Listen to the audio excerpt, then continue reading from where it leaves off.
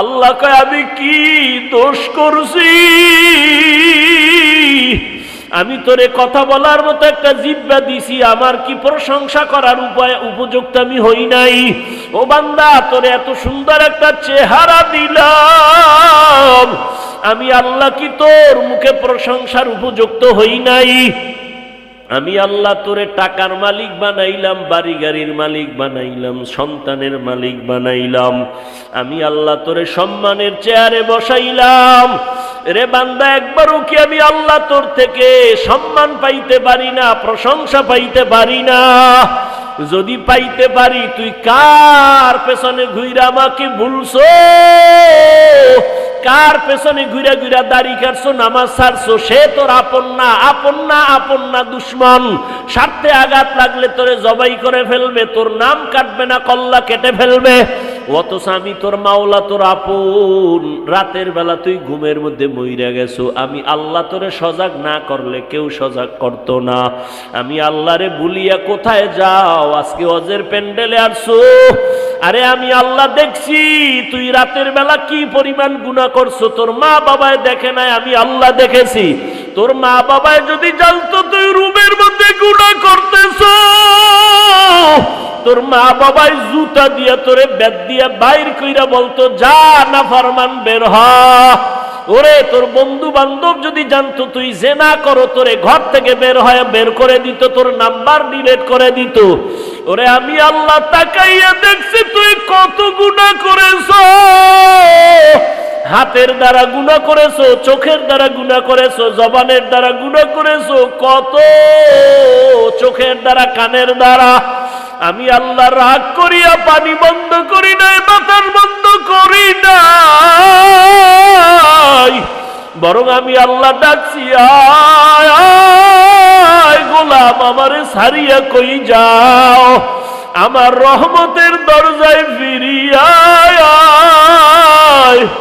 আমার দরজা ছাড়িয়া যেদিকেই যাবি ওদিকেই জাহান্নামের আগুন। এক সেকেন্ডের জন্য তুই জাহান্নামের আগুন সহ্য করতে পারবি না। আয়, আমি তোরে ডাকতেছি, প্রতিদিন ভোর রাতে ডাকি, আয় তওবা কর। যদি একবার মাথা নত কইরা মনে মনে বলো, আল্লাহ জীবনে তো দাড়ি কম কাটলাম না, নামাজ কম সারি নাই, বেপরদায় কম চলি না, আজ থেকে আর দাড়ি কাটবো না, নামাজ ছাড়বো না। আমার মতো যুবক যদি জেনারেল লাইনে থাইকা নামাজ পড়ে, আমি কেন পারবো না? ও আল্লাহ, এতদিন বুঝি নাই, আজকে থেকে তওবার নিয়ত করলাম, আর নামাজ ছাড়বো না, বেপরদায় চলবো না, গুনাহ করবো না, জেনা করবো না, গীবত করবো না, মিথ্যা বলবো না। মা বাবার দোয়া নিয়া, ওলামায়ে কেরামের দোয়া নিয়া, পরামর্শ নিয়া, শিক্ষকের দোয়া নিয়া, নবীর তরিকায় চলবো। আল্লাহ বলেন, ও বান্দা, তুই যখন চোখের পানি ছেড়ে যখন তওবা করবি, আমি আল্লাহ তোর জীবনের সব গুনাহ মাফ করে দিব। ওরে, একটা সন্তান যখন অন্যায় করিয়া মায়ের সামনে কান্না করে কয়, আম্মু আর অন্যায় করব না, দয়া করে আমারে মাফ করে দাও, এমন কোন মা নাই বাচ্চারে কোলে টাইনা না নেয়, বরং ডাক দিয়া কয়, বাবা আয়, আর তোরে আমি কিছু বলবো না, রাগ করব না। একটা ছাত্র অন্যায় করে যদি শিক্ষকের সামনে যদি বলে, হুজুর আমি ভুল করছি, মাফ করে দেন, আর করব না, ওই শিক্ষক ক্ষমা না করে পারে না। ওই মায়ের থেকে, শিক্ষকের থেকে আমার মাওলার মায়া কি কম? ওই আল্লাহরে যদি একবার জিব্বা নাড়ায় ডাক দেওয়ার বলো, দয়ার আল্লাহ, আমি নাফরমানি করতে করতে করতে করতে আমার হাত গুনার কারণে না পাক, চোখ না পাক, জিহ্বা না পাক, অন্তর না পাক। ও আল্লাহ, আমি এই গুনাহ নিয়ে কবরে যেতে চাই না, কবরের আযাব সইতে পারবো না, সূর্যের গরম সইতে পারবো না, জাহান্নামের গরম সহ্য করতে পারবো না। দুনিয়াতে একটা মশার কামড় সইতে পারি না, বেতের বাড়ি সইতে পারি না। গুনাহ নিয়া যদি কবরে যাও, দুই পাশের মাটির চাপ কেমন করে সহ্য করবা? হেদায়েতের মালিক আল্লাহ। যদি অন্তর তৈরি থাকে, আর গুনাহ করবা না, নামাজ ছাড়বা না, দাড়ি কাটবা না, বেপরদায় চলবা না, তওবা যদি করতে পারো মনে মনে এখনো একটু আল্লাহরে ডাক দাও। একটা কিতাবও আল্লাহ নিজে সংরক্ষণের জিম্মাদারি নেন নাই, একমাত্র আল্লাহর কোরআন আল্লাহ নিজে সংরক্ষণের জিম্মা নিয়েছেন। এ কারণে দুনিয়াতে তাওরাত, জবুর, ইনজিল কোনোটা আছে কিন্তু একুরেট নাই, ভেজালে ভরা। কিন্তু আমার আল্লাহর কোরআন, আমার আল্লাহর কালাম, কেউ সিন্ধুকে তালা মেরে রাখে নাই। ওপেন কোরআন কোনো হিন্দু যদি ধরতে চায়, আমরা টাকা না থাকলে কিনে দিব না, ও ধরো আর পড়ো। এমন এক কালাম আমার আল্লাহর, যে কালামকে আল্লাহ হেফাজতের জিম্মা নেওয়ার কারণে খোলা মেলা থাকার পর আজও পর্যন্ত কেউ একটা ভুল বের করতে পারে নাই, ভুল ঢুকাইতেও পারে নাই। একটা হলো ভুল আছে বের করবে, আর একটা হলো ভুল ঢুকাবে। পারছে কেউ? এই কালামে জিন্দা কুরআনে হাকিম, হিকমতে উলায়া জালস্তু কদিম বখা কুরআ কালামুল্লাহ বশনো কদিমাস্তি কদিমাস্তি নইনো। আল্লাহর কালাম হেফাজতের জিম্মা আল্লাহ নিয়েছেন, যে কারণে এখনো আল্লাহর কালাম আল্লাহ যেভাবে দিয়েছেন ওইভাবেই আছে। এজন্যই তো আল্লাহ চ্যালেঞ্জ দিলেন, যালিকাল কিতাব লা রাইবা ফীহ, এটা এমন একটা কিতাব যার মধ্যে কোনো ভুল নাই, সন্দেহের অবকাশ নাই। আল্লাহ চ্যালেঞ্জ দিয়েছেন, পারলে আমার কোরআনের আয়াতের মতো একটা আয়াত বানায় দেখাও, সূরার মতো একটা সূরা বানায় দেখাও। আল্লাহর চ্যালেঞ্জ আজ পর্যন্ত কেউ গ্রহণ করতে পারে নাই। আল্লাহ কোরআন হেফাজতের জিম্মা নিছেন। কেমন হেফাজত! শুধু কোরআন নাই, কোরআনটা যার সাথে সম্পর্ক থাকবে তাকেও আল্লাহ হেফাজত করবেন। কোরআনটা যার সিনায় থাকবে আল্লাহ তাকেও সম্মান দিবেন। আপনাদের দেবিদ্বারে বহু বিল্ডিং আছে, একটা বিল্ডিং এর এত দাম নাই আল্লাহর কোরআনওয়ালা ঘরের যেই পরিমাণ দাম। এখানে মাঠে ভরা মানুষ, রাস্তায় মানুষ, অভাব নাই, কিন্তু একটু আগে একটা সন্তানের মাথায় পাগড়ি দিয়েছি, ওই সন্তানটার এত দাম, এই দাম বান্দার আর কারো নাই। দুনিয়াতেও দাম, আখিরাতেও দাম। কিয়ামতের ময়দানে আমার আল্লাহ বলবেন, আয় আয়, ইউকালু লিসাহিবিল কুরআন ইকরা ওয়ারতাকি ওয়ারাত্তিল কামা কুনতা তুরাত্তিলু ফিদ দুনিয়া ফাইন্না মানজিলাকা ইনদা আখিরি আয়াতিন তাকরাউহা। আল্লাহ বলবেন, তুই কোরআন শরীফ পড়ছো, মানুষ তোরে পাগড়ি দিছে, না হবে না, ফাইনাল পুরস্কার আমি দিব, আয় আমার সামনে। হাফেজে কোরআনকে আল্লাহ ডাকবেন, আল্লাহ তারপরে কোরআনের তেলাওয়াত করতে বলবেন, তুই তেলাওয়াত কর, এক এক আয়াত পড়বি আর এক এক তালা বিল্ডিং এর উপরে উঠে যাবি। এভাবে বিল্ডিং এর উপরে উঠতে উঠতে উঠতে উঠতে আয়াত যেখানে শেষ ওই পরিমাণ তুই উঠে যাবি। তুই একা যাবি না, তোর মা বাবা কষ্ট করে তোরে পড়াইছে, আমি আল্লাহ তাকেও আজকে সম্মান দিব। শুধু তাই না, আমি আল্লাহ তোরে একা জান্নাত দিব না, আরো 10 জন গুনাহগার তোর ফ্যামিলির, তোর আত্মীয়র মধ্যে দেখ কারা আছে, তুই সুপারিশ করবি, আমি কবুল করে জান্নাত দিয়ে দিব। আরো আস্তে করে বলেন, قال النبي صلى الله عليه وآله وسلم من قرأ القرآن فاستظهره فأحل حلاله وحرم حرامه أدخله الله الجنة وشفعه في 10 من أهل بيته كلهم قد وجبت له النار।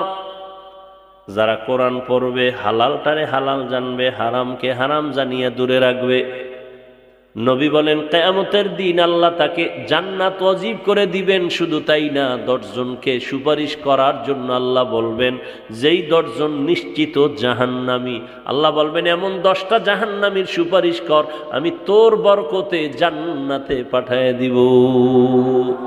আতিনা ফি দারে দুনিয়া না হাসান, আতিনা ফি দারে উকবানা হাসান, ইয়া গিয়াসাল মুস্তাগীসিন ইহদিনা লিফতিখারা বিল উলুমে ওয়াল গিনা, হর গরিদে নেকো তু তৈয়ার হ্যায় জো না মাঙ্গে উসসে তু বেজার হ্যায়। দুনিয়াতে আমরা আসছি আগে কোরআন শিখলাম পরে। আল্লাহ কেন উল্টা বললেন, আমি আগে কোরআন শিখাইয়া তারপরে মানুষ বানাইছি? আল্লাহ পাক প্রত্যেকটা কথার মধ্যে রহস্য আছে। আল্লাহর কথা বুঝার জন্য অনেক জ্ঞানের দরকার। আল্লাহ পাকের কথা অলংকার ভরা, জ্ঞান ভরা।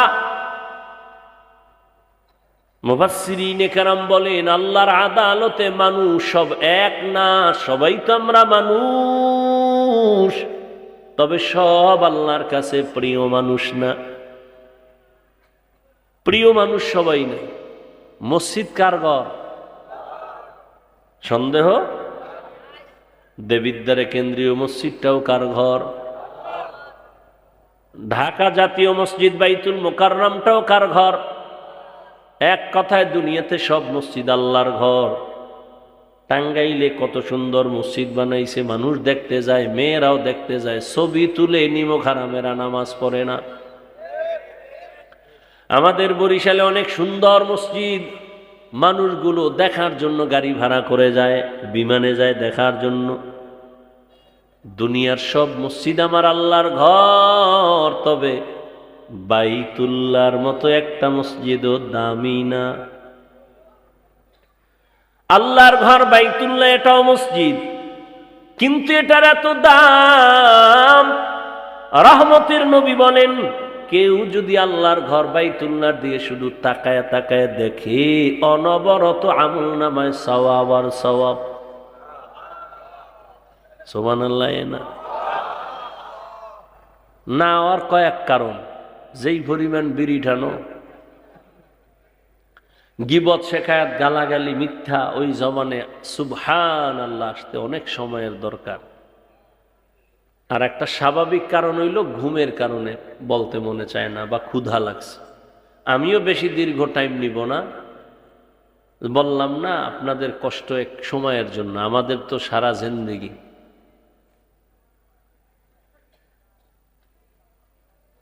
বাইতুল্লাহ এমন দামি ঘর। ইন্না আউওয়ালা বাইতিন উযিআ লিন-নাসি লাল্লাযী বিবাক্কাতা মুবারাকান ওয়া হুদা মুবারাকান ওয়া হুদাল লিল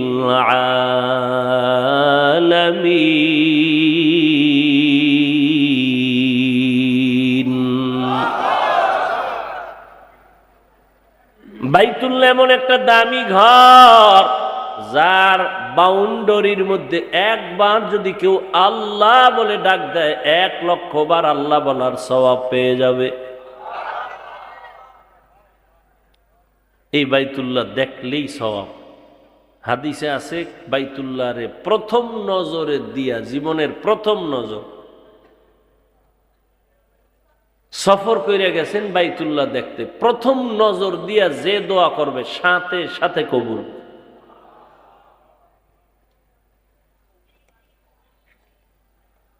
আল্লাহ তাআলা এমন ঘর বানাইলেন, সব মসজিদ আল্লাহর ঘর, তবে বাইতুল্লাহর মতো সম্মানিত সব না।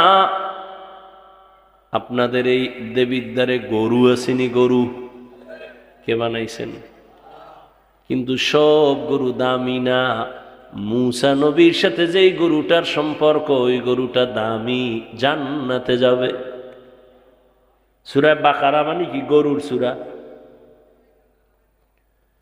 আপনাদের আশেপাশে পিপিলিকার অভাব নাই, সব আল্লাহ বানাইছেন। কিন্তু সুলাইমান নবীর সাথে যেই পিপিলিকাটা কথা বলছিল, ওই পিপিলিকা দামি, জান্নাতে যাবে। জমিনে অনেক উটনি আছে, উট আছে, কোন উটনি সব আমার আল্লাহ বানাইছেন, তবে সব উট আর উটনি দামি না। রহমতের নবী যে উটে সাওয়ার হইছেন, ওই উট জান্নাতে যাবে। দেবিদ্বারে কুকুর আছে না, সব আল্লাহর বানানো মাখলুক, কিন্তু একটা কুকুরও দামি না। হ্যাঁ, আসহাবে কাহাফের সাথে যেই কুকুরের সম্পর্ক, ওই কুকুর আল্লাহর জান্নাতে যাবে, বড় দামি। ও আল্লাহর বান্দারা, ডানা মেলে পাখি তুরে আকাশে, হাজারো লাখো পাখি উড়ে, সব পাখি আল্লাহর বানানো মখলুক, কিন্তু দামি না। হুদ নামের পাখি সুলাইমান নবীর সাথে সম্পর্কিত, আল্লাহর জান্নাতে যাবে। একটু চিন্তা করেন না বয়া বয়া, এটা পাখি জান্নাতে যাবার কাম কি? এটা গরু জান্নাতে যাবার কাজ কি? জান্নাতে ওর কোনো কাজ নেই। পিপিলিকা যাবে জান্নাতে, কুকুর যাবে কেন? কোনো কাম নাই। আল্লাহ পাক এগুলো তো কোরআন থেকে বলতেছি, দুনিয়ার মানুষকে বুঝাইতেছে। দেখ, একটা কুত্তা সে জান্নাতে যায় কেন? ভালো মানুষের সোহবত পাইছে এই জন্য। একটা পিপিলিকা জান্নাতে যাবে কেন? আল্লাহর প্রিয় বান্দার সাথে সম্পর্কের কারণে। আল্লাহর কাছে তারও দাম বেড়ে গেছে। ও আল্লাহর গোলাম, একটা পাখি এত দামি কেন? কয় দামি ব্যক্তির সাথে সম্পর্কের কারণে দাম বেড়ে গেছে। চিটার কোনো দাম নাই, ধানের সাথে থাকার কারণে দাম বেড়ে গেছে। ও মানুষ, তোমারও কোনো দাম নাই, তবে কোরআনের সাথে থাকো, কোরআনওয়ালার সাথে থাকো, তোমার দাম বেড়ে যাবে। কিয়ামতের দিন আমি কোরআন পড়িয়া আলেম হইয়া যেই পুরস্কার আল্লাহর থেকে পাবো, আমারে আলেম বানানোর পেছনে যারা সহযোগিতা করেছে, তারাও সেই পুরস্কার পেয়ে জান্নাতে যাবে। আতিনা ফি দারে দুনিয়া না হাসান, আতিনা ফি দারে উকবা না হাসান। আল্লাহ বিবেক দিছে, বুঝেন। এতগুলো মানুষ এই শীতের মধ্যে, ঠান্ডার ভিতরে, এত দেরিতেই ঠান্ডা মাটির মধ্যে বসার কি মানি? টাকাও পাবে না, খানাও পাবে না। মানে খানা আসেনি, খিচুড়ি টিচুড়ি তবারক, হ্যাঁ, খাইয়ে মোবারক হয়ে যাবে। আছে নাই, খানাও পাবে না, টাকাও পাবে না। কপাল যদি খারাপ হয় তো রিক্সাও পাবে না, হেঁটে হেঁটে বাড়ি যাবে। আর রিক্সা পাইলেও ভাজাইবে কেমনে? টাকা না রাইখে দিছে রহমতপুরি, মাদ্রাসার জন্য দিয়া দিছে, আবেগে দিয়া যখন রাস্তায় যায় পকেটে হাত দিবে যে সব দিয়ে আইলাম, এবার উভয় কি? আবেগে সব দিয়ে দিছে। এরপর মানুষগুলো বসা কেন? মুরব্বীরা বসে আছে, হয়তো বুঝাইছে কোরআন বড় দামি, জান্নাত পেতে চাই, কিন্তু বাচ্চাগুলো কেন বসে আছে? ওরা কি বুঝে? এটাই তো কোরআনের মুজিজা, এটাই তো কারিশমা, এটাই তো মাওলার কুদরত। যত বয়ান করতেছি সব গায়বী কথা। কই জান্নাত, কই জাহান্নাম, কই সুলাইমান নবী, কই আমগো নবী, কই মুসা নবী, কই মুসা নবীর গরু, কই সুলাইমান নবীর হুদহুদ পাখি, কই পিপিলিকা, সব গায়বী আওয়াজ। দইরা দেখানো যাইতেছে না, এরপর মানুষ চাতক পাখির মতো বৈশা শুনতেছে। এমন ভাবে শুনতেছে মনে হয় জীবনের থেকে এই কথাটাই দামি।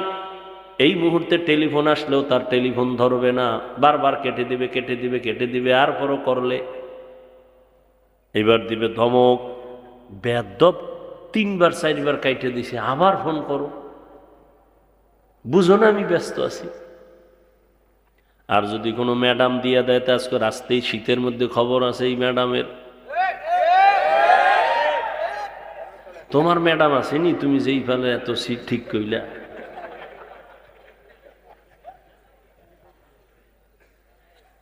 কয় না থাকলে কি, ফাফল্যই তো তার সমস্যা নেই। মরাডার মারো কেন? কয় লড়ে কেন? जिंदगी में बंदगी तू करना है, जिंदगी में बंदगी तू करना है, जिंदगी बे बंदगी शर्मिंदा है, जिंदगी बे बंदगी शर्मिंदा है। ইহুদিদের একটা স্লোগানের নাম হলো ডিভাইডেড অ্যান্ড রোল পলিসি। ইহুদিরা দুনিয়ার মুসলমানদের উপরে মাথা উঁচু করার এই সব থেকে বড় স্লোগান, মুসলমানকে দলে দলে দলে দলে ভাগ করে দাও। আমরা নিজেরা নিজেরা ভাগ করি না, হাফিজ বের শুনবো না কেন? সে কওমির হুজুর। আমরা কারা? আমরা আলিয়ার। ভাগ ভাগ করতেছে নিজেরা নিজেরা। ও ভাই, তুমি আলিয়া না কওমিয়া, এটা কাফনের ভিতরে ঢুকলে পরিচয় হবে। তুমি চরমনাই না তাবলিগ, এগুলি পরিচয় হবে। আল্লাহ কি বলছেন?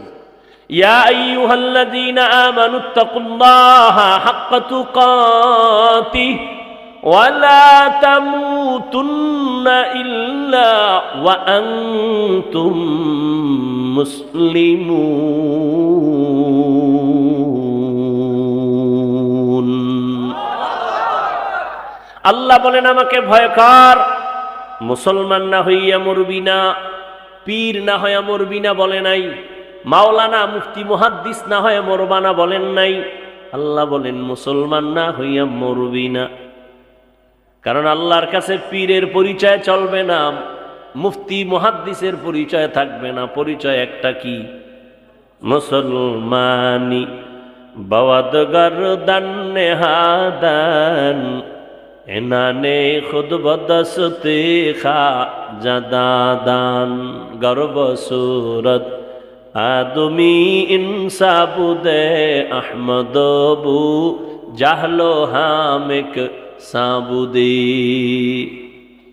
পজে আইছেন, কিছুই তো দেখাইতে পারতেছি না, তো মানুষ চিন্তা করে তো যাওয়ার সময় একটা বেলুন কিনে যাই।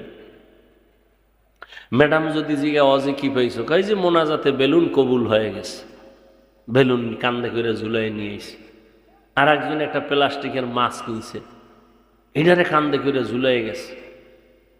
অজের ফলাফল নগদ বেলুন আর মাছ। কপাল এত মোড়া পড়ছে এই জাতির, আফসুস, হাজারো আফসুস। এই জন্য ওয়াজ ফ্যাশন হয়ে গেছে। বরকত নেই তো, কোনো বরকত নেই, বরকতের বয়ানও নাই। আর বরকত তো কেমনে থাকবে? আল্লাহর ভয় তাকওয়া নাই, জাহান্নামের ভয় নাই। এই কারণে ওয়াজের প্যান্ডেল বেরো জান্নাতি বাগান, আবার এই উপলক্ষে পাশে আসে জাহান্নামের বাজার, মার্কেট, দোকান, খেলনার দোকান। আবার ওই দোকানে ঘুরে ওখানে জান্নাতের হুরপরিরাও ঘুরে, যুবতী মেয়েরাও ঘুরে, বেপর্দা নারীও ঘুরে। কবিরা গুনাহ, কবিরা গুনাহ, কবিরা গুনাহ, জাহান্নামের বাজার ওয়াজ উপলক্ষে। ওখানের কবিরা গুনার দায়ভার কে নিবে? এখানে না, সারা বাংলাদেশের হালাত বড় খারাপ। জাতির কপালে তো খারাপ, প্রয়োজনে বক্তা বাদ দিবে, তার উপরও আকাম বাদ দিবে না।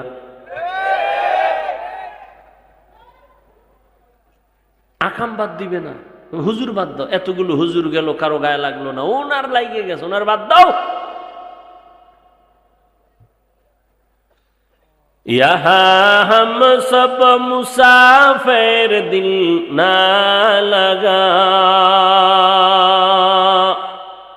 এই যে মোবাইল পার্টি 24 ঘন্টা মোবাইল লইয়ে মরে, এখানে মরতেছে। সারাটা রাত দরজা জানালা বন্ধ করে মোবাইল সামনে নিয়ে, কখন রাত্র 3টা বাজলো 4টা বাজলো খবর নাই। কবিরা গুনাহ দেখা দেখা দেখা দেখা চেহারা নষ্ট করছো, চেহারার মধ্যে কোনো নূর নাই, ওদিকে তোমার চরিত্র নাই, লেখাপড়া নাই, মা বাবার সাথে ভালো ব্যবহার নাই, শুধু বেয়াদবি বেয়াদবি বেয়াদবি। এই মোবাইলের কারণে শিক্ষকের সাথে বেয়াদবি, আলেমের সাথে বেয়াদবি, লেখাপড়া নাই, চরিত্র নাই, ওদিকে শরীরের পাওয়ার নাই, চোখের পাওয়ার নাই, কানের পাওয়ার নাই, হাতের পাওয়ার নাই, হার্ট দুর্বল, কিডনি দুর্বল, মেধা দুর্বল, নাই কিছু নাই। আছে বলতে কিছুই না, আছে একটা রূহ। আজরাইল আইসা নিয়ে গেলে তুইও নাই। আল্লাহ না করুক যদি মইরা যাও, কি নিয়ে তোরে স্মরণ করবে? বলবে একটা বেয়াদব মইরে গেছে, আলহামদুলিল্লাহ।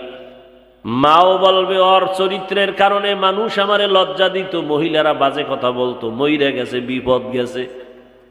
আহ, এই জীবনে কামাই করলি সবার বড়দোয়া, এটা একটা জীবন হইল। অথচ তোমার মতো যুবক তাকায় দেখো, স্কুলে পড়ে, কলেজে পড়ে, জীবনে মাদ্রাসায় পড়ে না, আলিফ বা তাও শিখে নাই, তাকায় দেখো 5 ওয়াক্ত নামাজি আছে না? তোমার কপালে কার অভিশাপ লাগছে যে তুমি নামাজ পড়তে পারো না? ও আমার কলিজার যুবক বাবারা, তোমার মতো যুবক জেনারেল লাইনে থাকিও তাকায় দেখো, র্যাব, আর্মি, পুলিশ, বিডিআর এর চাকরি করে, নামাজ ছাড়ে না, তুমি কেন পারো না রে বাবা? তোমার কপাল বুঝি খারাপ, আল্লাহ বুঝি বেজার হয়ে গেছে, মা বাবায় বড়দোয়া লাগায় দিছে কষ্ট পাইয়া। তোমার মতো যুবক রাস্তায় গাড়ি চালায়, নামাজ ছাড়ে না, বলো বাবা তুমি কেন পারো না? আমার মতো তো হুজুর হইতে আমি বলি না, আর কেউ বললো, আমি তো বলি না, আমি একবারও বলি না হুজুর হও, কওমি মাদ্রাসায় যাও, তাবলিগে যাও, নাইলে জাহান্নামে যাইবা। ও যুবক বাবারা, তোমার মতো যুবক পানির মধ্যে মাছ ধরে, নামাজ ছাড়ে না, ময়দানে কৃষি কাজ করে, গামছা বিছাইয়া নামাজ পড়ে, তারপরও নামাজ বাদ দেয় না, বলো তুমি কেন পারো না? নাকি তুমি মনে মনে ভাবছো হুজুর গো কথা চলবে না, কোরআন টোরান চলবে না, ভুল সব ভুল, একটা প্রমাণ দে, এক্ষণ দাড়ি কেটে ফেলবো, নামাজ রোজা বাদ দিয়ে নাচ গান শুরু করবো, বল ভুল আসেনি কোরআনে? তাহলে কেন মানো না রে বাবা? ১৫০০ বছর পর্যন্ত কত বিধর্মী আল্লাহর কোরআনের ভুল বের করতে গিয়া মুসলমান হয়ে গেল। তুমি কেন পারো না রে বাবা? তুমি তো মুসলমান। মনটারে শুধু এই কথাটাই বুঝ দাও যে মন, আমার মতো যুবক যদি জেনারেল লাইনে থাইকা ওসি ডিসিএসপি হয় নামাজ পড়ে, র্যাব, আর্মি, পুলিশ, বিডিআর এর চাকরি করে নামাজ পড়ে, আমি কেন পারি না? আমার কপাল কেন এত খারাপ? ও আমার পর্দার আড়ালের মা বোনেরা, এই শীতের মধ্যে আছে না গেছি গা? এরে আম্মা জান, ধন্য আপনার জীবন। এই দুনিয়ায় যত ভালো সন্তান আছে সব আপনাদের অবদানের কারণে। আল্লাহ বলেন মানুষ তো সব মানুষ, তবে আমার কাছে সব প্রিয় মানুষ না। সবাই তো মানুষ, সবাই প্রিয় মানুষ না। সব কুকুর, তবে সব কুকুর প্রিয় না। আল্লাহর কাছে প্রিয় মানুষ কারা? বলে একদল মানুষ প্রিয় আর সব খারাপ। কেমন কেমন? কয় একদল মানুষ আছে গুণের মানুষ, আর একদল মানুষ জন্মগত মানুষ, আর একদল মানুষ বংশগত মানুষ। আল্লাহর দরবারে বংশগত মানুষের মূল্য নাই, আল্লাহর দরবারে জন্মগত মানুষের মূল্য নাই, আল্লাহর দরবারে একমাত্র গুণের মানুষের মূল্য। ভালো করে বুঝো যুবকেরা, গুণের মানুষ বুঝো ভালো করে। এই যে গুণ কারে কয়? যেই জিনিস বানানোওয়ালা যেই কাজের জন্য বানায়, ওই কাজ হলো ওই জিনিসের গুণ। যেমন এই যে আমি মাউথ কথা বলি, কেন বানাইছে মাউথ? বলে আওয়াজ নিয়ে মেশিনে মাইক থেকে, হর্ন থেকে বের করে দিবে। এক কথায় মাইক বানানোওয়ালা বানাইছে আওয়াজ দেওয়ার জন্য। তাহলে এই যে মাউথ বানাইলো আওয়াজ দেওয়ার জন্য, তো আওয়াজ দেওয়াটাই এই মাইকের গুণ। বাতিওয়ালা বাতি বানাইছে কেন? আলো দেওয়ার জন্য, তো আলো দেওয়া বাতির গুণ। ঘড়িওয়ালা ঘড়ি বানাইছে কেন? টাইম ঠিক মতো দেওয়ার জন্য, তো টাইম দেওয়া ঘড়ির গুণ। পাখাওয়ালা পাখা বানাইছে কেন? বলে বাতাস দেওয়ার জন্য, বাতাস দেওয়া পাখার গুণ। বুঝেননি? মাইকের গুণ কি? বাতির গুণ কি? ঘড়ির গুণ কি? পাখার গুণ কি? ভালো করে বুঝেন, মাইক যদি আওয়াজ না দেয় সবাই বলবে লাথি মেরে ফেলে দেয়, এটা গুণের মাইক না। বাতি যদি আলো না দেয় বলবে ভেঙ্গে ফেল, এটা গুণের বাতি না। পাখা যদি বাতাস না দেয় বলবে এটা গুণের পাখা না, এটারে ফেলে দাও। যেই জিনিসটা যেই কাজের জন্য বানানোওয়ালা বানায় ওই কাজ হলো ওই জিনিসের গুণ। এবার বুঝো মানুষ কেন বানাইছে, আল্লাহ মানুষ কেন বানাইলেন? তার জবাবে আল্লাহ বলেন, মা খালাকতুল জিন্না ওয়াল ইনসা ইল্লা লিয়াবুদুন। আল্লাহ বলেন আমি মানুষ বানাবার একমাত্র কারণ হলো ইবাদত। মানুষ বানাইছেন কেন? ইবাদতের জন্য। তো এবার বলেন তো মানুষের গুণ কি? কথা শুনবেন না মোনাজাত দিয়ে দিব? আমি ছেড়ে দিলে আমার আসান হবে, কারণ কালকে আবার আপনাদের বিবারিয়া জোহরের নামাজ পড়ব, আবার ঢাকা যাইয়া মাহফিল।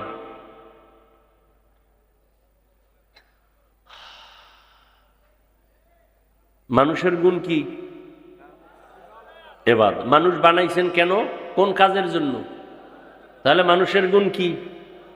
মাইকওয়ালা মাইক বানাইছে আওয়াজ দেওয়ার জন্য, আওয়াজ দেওয়া মাইকের গুণ। বাতির গুণ আলো দেওয়া। যদি মাইক আওয়াজ না দেয় ভেঙ্গে ফেলবে। মানুষ আল্লাহ বানাইছেন ইবাদতের জন্য, ইবাদত করা মানুষের গুণ। এখন ইবাদত কেমনে করবেন? নামাজ পড়া ইবাদতের অংশ, রোজা রাখা ইবাদতের অংশ, জিকির করা ইবাদতের অংশ, রাজনীতি করা ইবাদতের অংশ,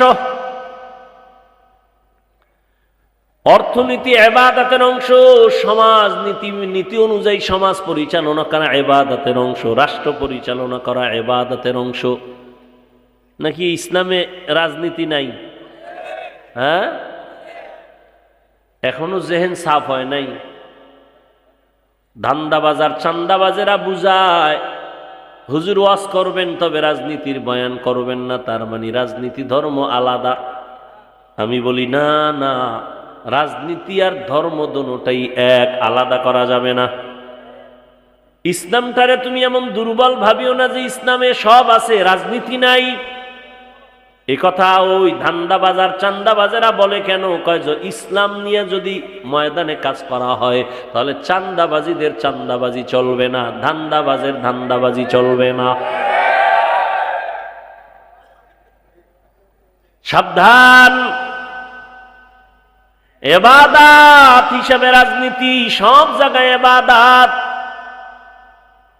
আর ইবাদতটা কেমনে করবেন? নামাজ পড়া ইবাদতের অংশ, যাকাত দেওয়া ইবাদতের অংশ, রোজা রাখা ইবাদতের অংশ। এটা কেমনে নামাজ পড়বেন, রোজা রাখবেন? এটা নিয়ম লাগবে না মন গড়া? কি একজনে মাগরিবের নামাজে 3 রাকাতে দাঁড়ায় চিন্তা করে বেজোর হইরা লাভ কি? 2 সেজদা বাড়াইয়া জোর বানাইয়া দেয় 4 রাকাত, হবে? নিয়ম লাগবে না? নিয়ম জানার জন্যই লাগবে কোরআন। কোরআন তো পারি না। কোরআন না পারলে কোরআন বুঝার জন্য লাগবে হাদিস। তাও পারি না। এবার শেষ ঠিকানা, কোরআন হাদিস বুঝার জন্যই লাগবে উলামায়ে কেরাম। ভালো করে বুঝেন, এখনো বুঝেন নাই। মানুষ বানাইছেন ইবাদতের জন্য। ইবাদত হলো মানুষের গুণ। ইবাদত আপনি কেমনে করবেন? বলে কোরআন থেকে ইবাদত শিখো। বলে কোরআন বুঝি না, হাদিস বুঝি না। কয় বুঝনেওয়ালা আলেমের কাছে যাও, উলামায়ে কেরাম থেকে কোরআন আগে বুঝো, তারপরে ইবাদত করো, তাহলেই তুমি গুণের মানুষ। আর গুণের মানুষেরা বিনা হিসাবে জান্নাতে যাবে। মানুষের গুণের নাম ইবাদত। ইবাদত শিখতে হলে লাগবে কোরআন, কোরআন বুঝতে হলে লাগবে আলেম। আলেমের মাধ্যমে কোরআন হাদিস বুঝা ইবাদত করলেই তুমি গুণের মানুষ। গুণের মানুষ হলেই তুমি বিনা হিসাবে জান্নাতি। ফলাফল কি দাঁড়াইল? আল্লাহ কি কইছেন? আমি কোরআন শিখাইছি, তারপরে মানুষ বানাইছি। অর্থাৎ যে ব্যক্তি আলেমের কাছে গিয়া কোরআন বুঝা শুইনা ইবাদত করবে সে গুণের মানুষ। তাহলে আগে কোরআন হাদিস বুঝা ইবাদত করার পরে গুণের মানুষ, এরপরে তুমি জান্নাতে যাওয়া। আল্লাহ এই দিকে ইঙ্গিত করে বলেন, আমি আগে মানুষ বানাই নাই, ইবাদত করাইয়া কোরআন বুঝাইয়া তারপরে গুণের মানুষ বানাইছি, তারপরে জান্নাত দিছি। ইবাদত বুঝার জন্য কোরআন লাগবে, কোরআন বুঝার জন্য উলামায়ে কেরাম লাগবে। এই দিকে ইঙ্গিত করে আল্লাহ বলেন, আমি কোরআন শিখাইছি, তারপরে গুণের মানুষ বানাইছি। কারণ কোরআন না বুঝলে সে ইবাদতের নিয়ম বুঝবে না। আর কোরআন বুঝার জন্য আলেমের কাছে যেতে হবে, আলেম ছাড়া ইসলাম আর কোরআন হাদিস পরিপূর্ণ বুঝবে না। ভেজাল লাগাবে, খালি ভেজাল লাগাবে, ভেজাল লাগাবে। উলামায়ে কেরাম তো মন গড়া ব্যাখ্যা দেওয়ার কোনো সুযোগ নাই। ধারাবাহিকতা আস্তে আস্তে রসুল থেকে আসছে, আমার রসুলকে আমার আল্লাহ শিখাইছেন। ও পর্দার আড়ালের আম্মা জান, গুণের মানুষ বড় দামি, ইবাদতের মাধ্যমে গুণের মানুষ হতে হবে। ওরে আম্মা জানেরা, আপনারা বড় দামি মানুষ। যত দুনিয়াতে গুণের মানুষ আসছে সব আপনাদের থেকে নবীদের মা আপনারা, সাহাবায়ে কেরামদের মায়ের মতো মা আপনারা, হাফেজে কোরআন আলেমের মায়ের মতো আপনারা দামি। খাদিজা রাদিয়াল্লাহু আনহার মতো দামি, ফাতেমা রাদিয়াল্লাহু আনহার মতো দামি, আয়েশা রাদিয়াল্লাহু আনহার মতো দামি। এরে আম্মা জান, কয়দিন আর দুনিয়াতে বাহাদুরি করবেন রে মা? আপনার মতো কত মা এই অঞ্চলে আছে, পর্দা করে, নামাজ পড়ে, স্বামীর মাল হেফাজত করে, খেয়ানত করে না, মোবাইলে চরিত্র বিক্রি করে না, এমন মা অভাব নাই। ও মা, আপনি কেন পারেন না পর্দা করে নামাজ পড়বেন, সন্তানটাকে আদর্শ সন্তান বানাবেন? ও আমার যুবক বাবারা, স্কুলে পড়ো, কলেজে পড়ো, চাকরি করো, ব্যবসা করো, ডাক্তার হও, ইঞ্জিনিয়ার হও, প্রফেসর হও, তবে আমার দাবি একটাই, সারা দেশে বলি, বেয়াদব হইও না। কারণ তুমি ডাক্তার হইয়াও যদি বেয়াদবি করো, তাসলিমার মতো জুতার বাড়ি খাইয়া পালানো লাগবে, দেশে থাকা যাবে না। ডাক্তার যদি হও, আদবওয়ালা ডাক্তার হইও, আদর্শবান ইঞ্জিনিয়ার হও, আদর্শবান প্রফেসর হও। বরদোয়া নিয়ে বেয়াদব হইও না রে বাবা। কার বরদোয়া? 3 জায়গার বরদোয়া নিলে তোমার জীবন শেষ, মরার আগেই পঙ্গু। 1 নম্বরে মা বাবার বরদোয়া তোমার জীবন নাশের কারণ, শিক্ষকের বরদোয়া তোমার জীবন ধ্বংসের কারণ, ওলামায়ে কেরামের বরদোয়া জীবন ধ্বংসের কারণ। যারা আলেমের সাথে বেয়াদবি করছে সবগুলো যে যেখানে আছে ওই জায়গায় মরতেছে, দুঃখে দুঃখে মরতেছে। বাংলাদেশে এত অস্থিতিশীল পরিবেশ কেন? একমাত্র আলেমদের সাথে বেয়াদবির ফলাফল। এই তোমরা যারা বেয়াদবি করো ইমামের সাথে, শিক্ষকের সাথে, গাট্টি রেডি রাখো, গাট্টি তোমারটাও রেডি রাখো। কোন সময় আবার পালানো লাগবে জুতা থুইয়া, গাট্টিটা আগেই বেঁধে রেখো। কোনো বেয়াদবের আর ছাড় দেয়া হবে না। খবরদার। ওলামায়ে কেরাম ছাত্র জনতার আন্দোলন সফলতার চাঁদ উঠছে ওই দিন, ওলামায়ে কেরাম ছাত্র নিয়ে মাঠে নামছেন যেই দিন।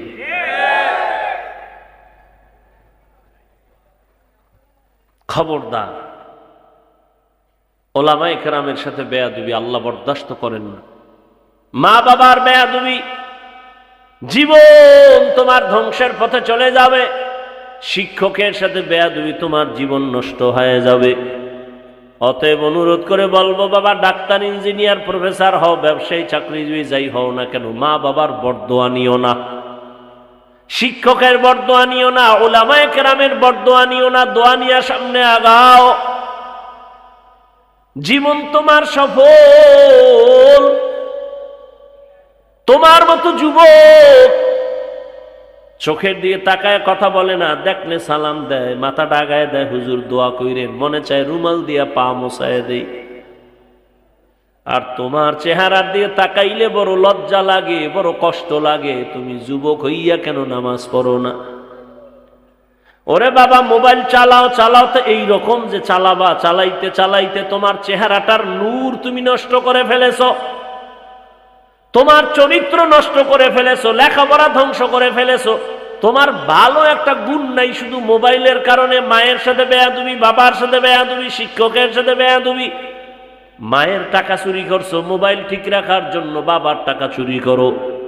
মা বাবায় টাকা না দিলে গালাগালি কইরা বন্ধুরটা চুরি করো। যখন বন্ধু দেয় না তখন মানুষের দোকান চুরি করার চিন্তা করো। এই এক মোবাইলে তোর জীবনটারে নষ্ট করে ফেললো। না লেখাপড়া আছে, না চরিত্র আছে। ও আল্লাহর বান্দারা, দু পায়ে হাত রেখে বলছি রে যুবক, আসলে কি আমরা ভুলে আছি না তোমরা আছো তাও বুঝি না? তুমিও মুসলমান, আমিও মুসলমান, তোমার আমার আল্লাহ এক, নবী এক, কোরআন এক, কাবা এক, ধর্ম এক, কালেমা এক। কাফন হবে তিনটা, কালারও এক, কবরের সাইজও এক, কবরের প্রশ্ন তিনটা তাও এক। অথচ তোমারে বয়ান কইরা বুঝানোর পরেও তুমি বুঝতেছো না, মানতে চাও না। আমি নামাজ ছাড়তে চাই না, তুমি নামাজ পড়তে চাও না। তুমি কেমন মুসলমান? আমি দাড়ি কাটলে লজ্জা পাই, তুমি দাড়ি রাখতে লজ্জা পাও। আমি টুপি না পরলে লজ্জা পাই, তুমি টুপি মাথায় দিতে লজ্জা পাও। আমি মসজিদে না ঢুকলে লজ্জা পাই, তুমি ঢুকতে গেলে লজ্জা পাও। তুমি কেমন মুসলমান? বুঝি না। মাঝে মাঝে আমরা কি ভুলে আছি না তোমরা আছো তাও বুঝি না? না হয় আলেমরা বুঝায়, তাবলিগলারা বুঝায়, পীর সাহেবরা বুঝায়, আমরা বুঝাই, এর পরেও কেন বুঝো না রে বাবা? বুঝি না। কারণটা কি? কপাল এত খারাপ কেন রে বাবা? যদি বলো হাফিজ ভাই আমরা ঠিক, আপনারা ভুলে আছেন, দলিল দাও, আমি এখন প্যান্ট শার্ট পইরা দাড়ি কাইটা তোমার লাইনে চলবো। আর যদি বলো না হাফিজ ভাই ওলামায়ে কেরাম যেই লাইনে আছেন আপনারাই সঠিক, আমরা ভুলে আছি, তাহলে আমি বলবো বলো তোমার পা দুটো আগায় দাও, আমি নিচে নাইমা তোমার পায় ধরে বলবো আর দাড়ি কাইটা নবীরে কষ্ট দিও না, আর নামাজ বাদ দিয়ে আমার আল্লাহরে কাঁদাইও না রে যুবক। আমার আল্লাহ সহ্য করতে পারে না, এত আদর করে বান্দা বানাইলাম। আমি আল্লাহর কোনো ছেলে নাই, মেয়ে নাই, কত আদর করে বানাইছি মানুষ। এত বিশাল আসমান আমার জন্য বানাই না বান্দা, তোর খেদমতের জন্য বানাইলাম। এত বিশাল জমিন আমি আমার জন্য বানাই না, তোর গোলামির জন্য বানাইলাম। এত বিশাল সমুদ্র তোর খেদমতের জন্য পানি দিলাম ফিরি, তোর খেদমতের জন্য আমি সব সূর্যের আলো তোর খেদমতে দিয়া দিলাম, চাঁদের আলো তোর খেদমতে লাগাই দিলাম, দুনিয়ার সব প্রাণী তোর খেদমতে লাগাই দিলাম। ওরে সকাল বেলা গরুটারে দুধ দহন কইরা নিছো, বাচ্চাটা সারা রাত দুধ পায় নাই, মা মা কইয়া চিল্লাইছি। তুই সকালবেলা রশিয়ার বালতি নিয়া বাচ্চাটারে দূরে রাইখা মায়ের দুধগুলো টেনে টেনে বালতি ভরে ঘরে নিয়ে গেলি। বাচ্চাটারে যখন সাইরা দিছো, মায়ের ওলানে একটা মুখ লাগায় দেখে এক চুমুকও দুধ নাই। বাচ্চার কলিজায় ব্যথা। সারাটা দিন চাষাবাদ করলি, দুধ দিলি না, গরুটারেও খানা দিলি না, তুই 3 বেলা পেট বইরা খাইলি, গরুটারে 1 বেলার খানাও দিলি না, সন্ধ্যাবেলা আবার গোয়াল ঘরে বাইন্দা রাখছো। বাচ্চাটায় রাতে কাঁদে, ও মা পেটে ক্ষুধা সইতে পারি না, একটু দুধ দাও। গাভীটায় যেন বলতে থাকে, বাচ্চা অপেক্ষা কর, বনি আদমরা খাওয়ার পরে যা থাকবে তা তুই খাবি। ওই গরুটায় নিজের বাচ্চারে না খাওয়াইয়া তোর পেছনে সব দিয়া দিল, কোনদিন একটা লাথিও মারে নাই, তোর সাথে বেয়াদবি করে নাই। ও বান্দা, নদীর কত ধরনের মাছ ধরে ধরে খাও, ঘরের মধ্যে মেহমান আসছে, মাছ পাবি কই? আছে একটা বাচ্চাওয়ালা মুরগি, ওই মুরগিটারে আইনা জবাই দিছো, বাচ্চাগুলো মা মা বইলা চিল্লায়, মায়েরে তুই জবাই দিয়া ফেলছো। আল্লাহ কয়, তোরে আমি কিছু বলি নাই, খা বান্দা মনের মতো খা, আমার দেওয়া পানি খা, তোর জন্য দিছি, আমার দেওয়া যত নেয়ামত খাইতে থাক, বাধা নাই। বান্দা যত খাও, যদি একবার খাওয়ার ফাঁকে আমি আল্লাহর শুকর আদায় করে বলতি আলহামদুলিল্লাহ, আমি আল্লাহর কুদরতি অন্তর ঠান্ডা হয়ে যাইত। ওরে তোর মাদ্রাসায়, তোর প্রতিষ্ঠানে তোরে যদি কেউ টাকা দেয়, কত মারহাবা দাও। আমাগো প্রধান অতিথি মাদ্রাসায় 50,000 টাকা দিছে, সবাই রে মারহাবা বলাও।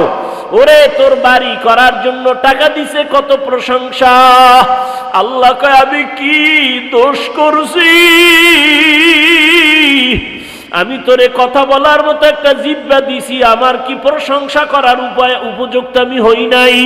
ও বান্দা, তোরে এত সুন্দর একটা চেহারা দিলাম, আমি আল্লাহ কি তোর মুখে প্রশংসার উপযুক্ত হই নাই? আমি আল্লাহ তোরে টাকার মালিক বানাইলাম, বাড়ি গাড়ির মালিক বানাইলাম, সন্তানের মালিক বানাইলাম, আমি আল্লাহ তোরে সম্মানের চেয়ারে বসাইলাম। রে বান্দা, একবারও কি আমি আল্লাহ তোর থেকে সম্মান পাইতে পারি না, প্রশংসা পাইতে পারি না? যদি পাইতে পারি, তুই কার পেছনে ঘুইরা আমাকে ভুলছো? কার পেছনে ঘুরা ঘুরা দাড়ি কাটছো, নামাজ ছাড়ছো? সে তোর আপন না, আপন না, আপন না, দুশ্মন। স্বার্থে আঘাত লাগলে তোরে জবাই করে ফেলবে, তোর নাম কাটবে না, কল্লা কেটে ফেলবে। অথচ আমি তোর মাওলা, তোর আপন। রাতের বেলা তুই ঘুমের মধ্যে মইরা গেছো, আমি আল্লাহ তোরে সজাগ না করলে কেউ সজাগ করতো না। আমি আল্লাহরে ভুলিয়া কোথায় যাও? আজকে হজের প্যান্ডেলে আসছো। আরে আমি আল্লাহ দেখছি তুই রাতের বেলা কি পরিমাণ গুনাহ করছো, তোর মা বাবায় দেখে নাই, আমি আল্লাহ দেখেছি। তোর মা বাবায় যদি জানতো তুই রুমের মধ্যে গুনাহ করতেছো, তোর মা বাবাই জুতা দিয়া তোরে বেদ দিয়া বাইর কইরা বলতো, যা নাফরমান বের হ। ওরে, তোর বন্ধু বান্ধব যদি জানতো তুই জেনা করো, তোরে ঘর থেকে বের করে দিত, তোর নাম্বার ডিলিট করে দিত। ওরে, আমি আল্লাহ তাকাইয়া দেখছি তুই কত গুনাহ করেছো। হাতের দ্বারা গুনাহ করেছো, চোখের দ্বারা গুনাহ করেছো, জবানের দ্বারা গুনাহ করেছো, কত চোখের দ্বারা, কানের দ্বারা। আমি আল্লাহ রাগ করিয়া পানি বন্ধ করি নাই, বাতাস বন্ধ করি নাই, বরং আমি আল্লাহ ডাকছি, আয় আয় গোলাম, আমারে ছাড়িয়া কই যাও, আমার রহমতের দরজায় ফিরিয়া আয়। আমার দরজা ছাড়িয়া যেদিকেই যাবি ওদিকেই জাহান্নামের আগুন। এক সেকেন্ডের জন্য তুই জাহান্নামের আগুন সহ্য করতে পারবি না। আয়, আমি তোরে ডাকতেছি, প্রতিদিন ভোর রাতে ডাকি, আয় তওবা কর। যদি একবার মাথা নত কইরা মনে মনে বলো, আল্লাহ, জীবনে তো দাড়ি কম কাটলাম না, নামাজ কম সারি নাই, বেপরদায় কম চলি না, আজ থেকে আর দাড়ি কাটবো না, নামাজ ছাড়বো না। আমার মতো যুবক যদি জেনারেল লাইনে থাইকা নামাজ পড়ে, আমি কেন পারবো না? ও আল্লাহ, এতদিন বুঝি নাই, আজকে থেকে তওবার নিয়ত করলাম, আর নামাজ ছাড়বো না, বেপরদায় চলবো না, গুনাহ করবো না, জেনা করবো না, গীবত করবো না, মিথ্যা বলবো না। মা বাবার দোয়া নিয়া, ওলামায়ে কেরামের দোয়া নিয়া, পরামর্শ নিয়া, শিক্ষকের দোয়া নিয়া, নবীর তরিকায় চলবো। আল্লাহ বলেন, ও বান্দা, তুই যখন চোখের পানি ছেড়ে যখন তওবা করবি, আমি আল্লাহ তোর জীবনের সব গুনাহ মাফ করে দিব। ওরে, একটা সন্তান যখন অন্যায় করিয়া মায়ের সামনে কান্না করে কয়, আম্মু আর অন্যায় করব না, দয়া করে আমারে মাফ করে দাও, এমন কোন মা নাই বাচ্চারে কোলেটাই না নেয়, বরং ডাক দিয়া কয়, বাবা আয়, আর তোরে আমি কিছু বলবো না, রাগ করব না। একটা ছাত্র অন্যায় করে যদি শিক্ষকের সামনে যদি বলে, হুজুর আমি ভুল করছি, মাফ করে দেন, আর করব না, ওই শিক্ষক ক্ষমা না করে পারে না। ওই মায়ের থেকে, শিক্ষকের থেকে আমার মাওলার মায়া কি কম? ওই আল্লাহরে যদি একবার জিব্বা নাড়ায় ডাক দেওয়ার বলো, দয়ার আল্লাহ, আমি নাফরমানি করতে করতে করতে করতে আমার হাত গুনার কারণে না পাক, চোখ না পাক, জিব্বা না পাক, অন্তর না পাক। ও আল্লাহ, আমি এই গুনাহ নিয়ে কবরে যেতে চাই না, কবরের আযাব সইতে পারবো না, সূর্যের গরম সইতে পারবো না, জাহান্নামের গরম সহ্য করতে পারবো না। দুনিয়াতে একটা মশার কামড় সইতে পারি না, বেতের বাড়ি সইতে পারি না, গুনাহ নিয়ে যদি কবরে যাও, দুই পাশের মাটির চাপ কেমন করে সহ্য করবা? হেদায়েতের মালিক আল্লাহ, যদি অন্তর তৈরি থাকে, আর গুনাহ করবা না, নামাজ ছাড়বা না, দাড়ি কাটবা না, বেপরদায় চলবা না, তওবা যদি করতে পারো মনে মনে এখনো একটু আল্লাহরে ডাক দাও, দিলটা নরম করে আমার আল্লাহরে বলতে থাকো, আল্লাহ আর গুনাহ করব না। কত ভাইয়ের হক নষ্ট করলাম, কত মেয়ের চরিত্র নষ্ট করলাম রে আল্লাহ। আমি আজকে বয়ান করি, সম্মানের চেয়ারে বসি, মানুষ কত আদর করে, আসলে আমার গুনার খবর জানলে কেউ আমারে সম্মান করত না। ও আল্লাহ, তুমি যে কত ভালোবাসো, এত অন্যায় করার পরেও তুমি রাগ করো নাই, পানি বন্ধ করো নাই, খানা বন্ধ করো নাই, সূর্যের আলো চাঁদের আলো বন্ধ করো নাই। আজকে থেকে তওবার নিয়ত করে ফেললাম, মরিয়া যাই বাঁচিয়া থাকি আর দাড়ি কাটবো না, নামাজ ছাড়বো না, বেপরদায় চলবো না। মা বাবার দোয়া নিয়া, শিক্ষকের দোয়া নিয়া, উলামায়ে কেরামের দোয়া নিয়া নবীর তরিকায় চলবো। এরকম খাঁটি তওবার নিয়ত যদি কারো অন্তরে থাকে, মুনাফিকি না থাকে, যাদের নিয়ত খাঁটি আছে, তওবার নিয়তে দুটো হাত আল্লাহকে দেখাইয়া দাও।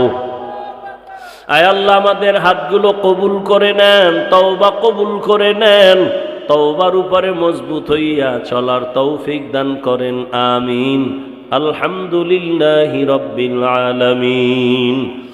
والصلاة والسلام على سيد الأنبياء والمرسلين وعلى آله وأصحابه أجمعين يا أرحم الراحمين يا أرحم الراحمين يا أرحم الراحمين رب ارحمهما كما ربياني صغيرا اللهم إني ظلمت نفسي ظلما كثيرا ولا يغفر الذنوب إلا أنت فاغفر لي مغفرة من عندك وارحمني إنك أنت الغفور الرحيم اللهم إنك عفو كريم تحب العفو فاعف عنا।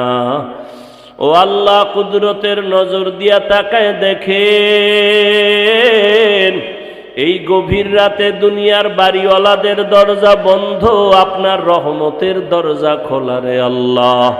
ওলামায়ে কেরাম, মুরব্বী, হাজী সাহেব, ব্যবসায়ী, চাকরিজীবী, যুবক বাবারা, ছাত্ররা হাত তুলেছেন। ও পর্দার আড়ালের মা বোনেরা, আল্লাহর কাছে দুই ফোঁটা চোখের পানি ছেড়ে তওবা করো।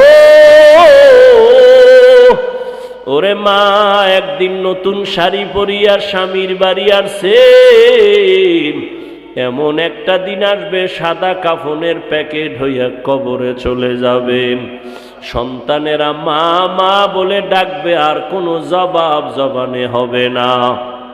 কিনিয়া কবরে রওয়ানা দিবেন, বাড়ি ঘর স্বামী কেউ থাকবে না, ছেলে থাকবে না, টাকা থাকবে না, বাঁশবাগানে একা একা পড়িয়া থাকতে হবে। ও আল্লাহ, কুদরতের নজর দিয়া তাকায় দেখেন, আমরা সবাই জাহান্নামের আসামি, গুনাহগার। আয় আল্লাহ, এই ময়দানে আমার মতো গুনাহগার কেউ নাই। গুনার কারণে মনে হয় আমার হাত না পাক, আমার চোখ না পাক, আমার জিহ্বা না পাক, আমার অন্তর না পাক। তওবার নিয়তে হাত তুলেছি, আর গুনাহ করব না, নাফরমানি করব না, আর দাড়ি কাটবো না, বেপরদায় চলবো না, আর নামাজ ছাড়বো না, মা বাবারে কষ্ট দিব না, উলামায়ে কেরামের বিরোধিতা করব না, শিক্ষকের সাথে বেয়াদবি করব না, নবীর তরিকা মেনে চলবো। আমাদের তওবা কবুল করে নেন আল্লাহ, জীবনের গুনাহ মাফ করে দেন আল্লাহ। আমরা বড় দুর্বল, সূর্যের গরম সইতে পারি না, মশার কামড় সইতে পারি না, বেতের বাড়ি সইতে পারি না। রহমতের নবী গুনাহগারের যে আযাবের বয়ান করছেন হাদিসের ভেতরে, গুনাহ নিয়া কবরে যদি যাই, ওই কবরে জাহান্নামের আগুনের গরম, দুই পার্শ্বের মাটির চাপ কেমনে সহ্য করব? দয়া করে আমাদেরকে গুনাহমুক্ত করে দেন আল্লাহ।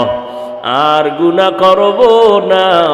ও আল্লাহ, মা বোনদের আবেদা পর্দাওয়ালা বানায় দেন, সন্তানগুলো নেককার বানায় দেন, আমার কলিজার যুবকদের দিনদার বানায় দেন, মোবাইলের গুনাহের থেকে হেফাজত করেন।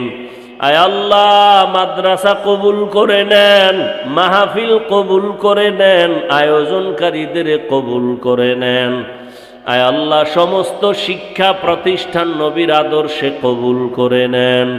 সারা দুনিয়াবাসীকে মাফ করে দেন, বাংলাদেশ জুলুম মুক্ত করে দেন। আয় আল্লাহ, জালেমদের থেকে হেফাজত করেন, আমাদের হিংসা দূর করেন, কিবির দূর করেন, হাসাদ আর রিয়া দূর করে ইখলাস তাকওয়া দান করেন। গুণের মানুষ হওয়ার তৌফিক দান করেন আল্লাহ। সুন্নাতওয়ালা জিন্দেগি দান করেন। নবীজির রওজা মুবারক বাইতুল্লাহ জিয়ারতের জন্য কবুল করে নেন। আয় আল্লাহ, ইজ্জতের জিন্দেগি দান করেন। আয় আল্লাহ, যারা চাকরি ব্যবসা করে রুজি রোজগারে বরকত বাড়ায়া দেন। বিদেশের ঘরে যারা চাকরি ব্যবসা করে হেফাজত করেন। আয় আল্লাহ, পরস্পরে হিংসা দূর করে মোহাব্বত বাড়ায়া দেন। উলামা তোলাবা উম্মতের অন্তরে ইজ্জত বাড়ায়া দেন। আয় আল্লাহ, ইলম ও হিলিম ও হিকমত আমলে বরকত বাড়ায়া দেন। চলার পথে জানমালা হাল পরিবার হেফাজতের ব্যবস্থা করে দেন। নবীজির মোহাব্বতে, দ্বীনের নিসবতে, আওয়াজে কথায় রুহানিয়াতে স্পষ্টতা বাড়ায়া দেন। আয় আল্লাহ, সমস্ত দিনের কাজগুলো সুস্থতার সাথে আঞ্জাম দেওয়ার, ইখলাসের সাথে, আজমতের সাথে তৌফিক দান করেন। আয় আল্লাহ, দাওয়াতের সব ময়দানগুলো ভরপুর হাজিরির দ্বারা কামিয়াবি দান করেন আল্লাহ। আয় আল্লাহ, মুখালিফের মুয়াফিক বানায় দেন, জাহিরি বাতিনি দুশ্মনের মোকাবেলায় বিজয় দান করেন। উলামায়ে আহলে হকের বিজয় দান করেন, বাতিলকে বাতিলের দ্বারা দমন করে দেন। আয় আল্লাহ, দিলের নেক আশা পূরণ করে দেন। আমরা যারা হাত তুলেছি জানি না কার মা নাই, বাবাও নাই, সবার কবর জান্নাত বানায় দেন আল্লাহ। যারা বেঁচে আছেন হায়াত বাড়ায় দেন। অসুস্থ মা বাবা যাদের আছে সবাইকে সুস্থ করে দেন আল্লাহ। ও আল্লাহ, মা বাবার নেক দোয়া সন্তানের জন্য কবুল করে নেন। শিক্ষকদের নেক দোয়া আমাদের ছাত্রদের জন্য কবুল করে নেন। উলামায়ে কেরামের নেক নজর আমাদের জন্য কবুল করে নেন।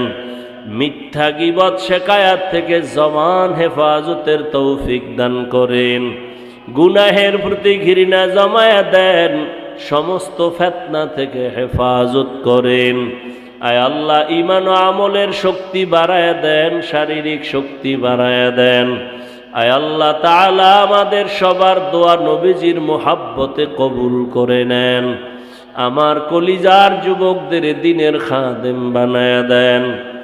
মোবাইল থেকে হেফাজত করেন। আদবালা বিনয়ী জিন্দেগি দান করেন।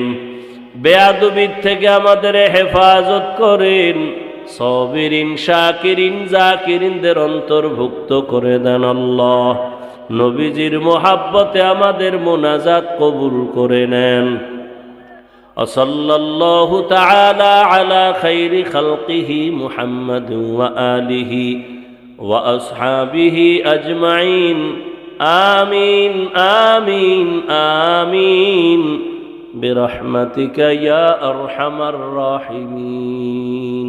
আর রহমান, রহমান হলেন তিনি আল্লামাল কুরআন, কোরআন শিক্ষা দিলেন যিনি। খালাকাল ইনসান, রহমান হলেন তিনি মানুষ সৃষ্টি করলেন যিনি। আল্লামাহুল বায়ান, রহমান হলেন তিনি বয়ান শিক্ষা দিলেন যিনি। নবীজি বলেন, খায়রুকুম মান তাআল্লামাল কুরআনা ওয়া আল্লামাহ। জমিনে সব থেকে দামি ওই ব্যক্তি যে কোরআন শিখে অন্যকে শিক্ষা দেয়। কোরআন শিক্ষা দেওয়া নেওয়ার পৃথিবীর শ্রেষ্ঠ মারকাজ হলো মাদ্রাসা। এখানে কোরআন শিক্ষা দেওয়া হয়, নেওয়া হয়। আর সাময়িক কোরআন শিক্ষা দেওয়া নেওয়ার মজলিস এই মাহফিল। যারা কোরআন শিখেন, অন্যকে শিক্ষা দেন, এদের মতো দামি শ্রেষ্ঠ আর কোনো মানুষ জমিনে নাই। আমরা ডাইরেক্ট কোরআনের আয়াত আপনাকে শিখাই না যদিও, কিন্তু আলোচনা যা হবে কোরআন শিক্ষার অন্তর্ভুক্তই। অতএব এই হাদিস মোতাবেক এই মজলিসটাও বড় দামি।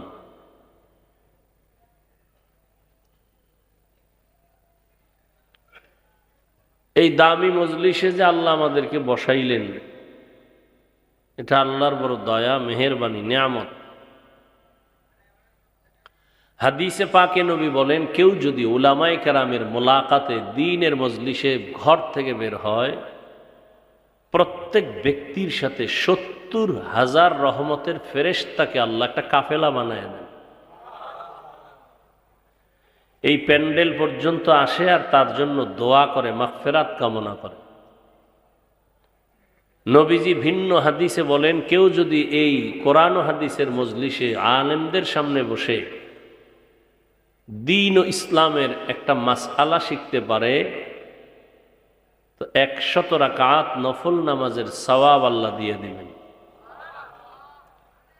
অনেকগুলো যদি মাসআলা শিখেন দ্বীনের অধ্যায়, তো আল্লাহ পাক রব্বুল আলামিন ১০০০ রাকাত নফল নামাজের সওয়াব দিয়ে দিবেন। সব কথার মূল এ মজলিস বড় দামি। যেহেতু এখানে কোনো গুনাহ হবে না, যতক্ষণ এখানে বসা থাকবেন ততক্ষণ অনবরত শুধু নেক লেখা হবে এবং আল্লাহর রহমত অনবরত আসতে থাকবে। এবং আল্লাহ ঘোষণা দিয়েছেন ফেরেশতাদের সামনে, আজকে এই মাহফিলের প্যান্ডেলে যারা বসা, ফেরেশতা তোমরা সাক্ষী থাকো, বসা মাত্র আমি এদের জীবনের সমস্ত গুনাহ মাফ করে দিলাম। এবার আসেন আয়াত নিয়ে কিছু কথা। সকলের পরিচিত এই সূরাটা, যে আয়াতগুলো পড়লাম, এখানে একটি বুঝার বিষয় হলো, আল্লাহ পাক বলছেন আমি এমন রহমান যে কোরআন শিখাইছি, তারপরে মানুষ সৃষ্টি করেছি। অথচ আমাদের বাস্তবতা তার উল্টা। আল্লাহ মানুষ সৃষ্টি করছেন প্রথম, তারপরে শিক্ষা দিছেন পরে। আমরা কেউ মায়ের গর্ভ থেকে আগে শিক্ষা নিয়ে আসি নেই, দুনিয়াতে আসছি, এরপরে বড় হইছি, এরপরে শিক্ষা প্রতিষ্ঠানে গেছি, এরপরে কোরআন শিখছি। তাহলে শিক্ষা আগে না আমাদের সৃষ্টি আগে? সৃষ্টি আগে না। আল্লাহ বলেন কি, না না, আর রহমান আল্লামাল কুরআন খালাকাল ইনসান। আমি এমন রহমান যে আগে কোরআন শিখাইছি, তারপরে মানুষ সৃষ্টি করেছি। আমি আগে মানুষ সৃষ্টি করি নাই, আমি আগে মানুষ আগে সৃষ্টি করি না, আগে কোরআন শিখাইছি, তারপরে মানুষ সৃষ্টি করেছি, আগে কোরআন শিখাইছি। সম্পূর্ণ আমাদের বাস্তবতার উল্টা। কেন আল্লাহ বললেন? এই কেনর জবাবটাই দেওয়া আজকের বয়ানের মূল আলোচনার বিষয়। ফাইলুল হাকিম লা ইয়াখলু আনিল হিকমাহ। হাকিমের কথা কাজ হিকমত থেকে খালি না। জ্ঞানীদের কথা, জ্ঞানীদের কাজ জ্ঞান থেকে শূন্য না। আল্লাহ যে বলেছেন আমি আগে মানুষ বানাই নাই, আগে আমি কোরআন শিখাইছি, পরে মানুষ সৃষ্টি করেছি।